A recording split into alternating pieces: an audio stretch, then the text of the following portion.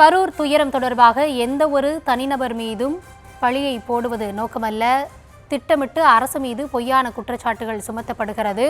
எந்த ஒரு தனிநபர் மீதும் பழி சுமத்தி பலிகடா ஆக்குவது நோக்கமல்ல, திட்டமிட்டு அரசு மீது பொய்களை சிலர் பரப்பும் பொழுது நடந்த உண்மையை விளக்க வேண்டிய கடமை அரசுக்கு இருக்கிறது என முதலமைச்சர் கரூர் துயர சம்பவம் தொடர்பாக கருத்துக்களை பதிவிட்டிருக்கிறார்.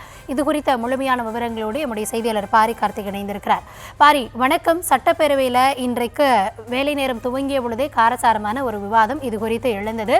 தற்பொழுது முதலமைச்சர் தரப்பில் என்ன சொல்லப்பட்டிருக்கு? முழுமையான விவரங்களை வழங்கலாம்.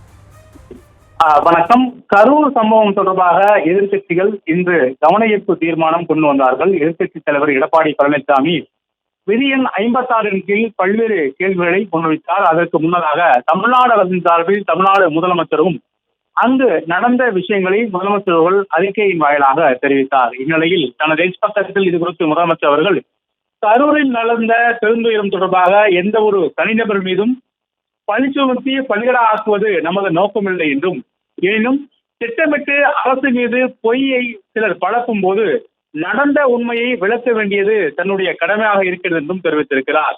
மேலும் இனி இப்படி நடக்காமல் தடுப்பதற்காக நிலையான வழிகாட்டு முறைகளை SOP அரசு வகுத்து வருகிறது என்றும், மாண்புமை உச்சநீதிமன்ற இறுதி தீர்ப்பின் அடிப்படையில் அனைத்து நடவடிக்கைகளையும் மேற்கொள்ள வேண்டும் தெரிவித்திருக்கிறார். மேலும் அனைத்தையும் விட மனித உயிர்களை விலை மதிப்பிருக்கிறது என்றும், அந்த பொறுப்புணர்வுடன் அனைத்து தரப்பினரும் செயல்படுவோம் எனும் தற்போது முதலமைச்சர்கள் தெரிவித்திருக்கிறார். நடந்த சம்பவத்திற்கு யார் மீதும் பழிபோட நோக்கமில்லை என்றும், இது போன்ற சம்பவங்கள் எதிர்காலத்தில் நடக்காமல் இருக்க முறையான வழிகாட்டுதல் முறையில் மக்கள் கூடும் பொருட்டு தமிழக அரசின் சார்பில் வடிவமைக்கப்படும் எனவும் முதலமைச்சர்கள் தனது எக்ஸ் பக்கத்தில் தெரிவித்திருக்கிறார்.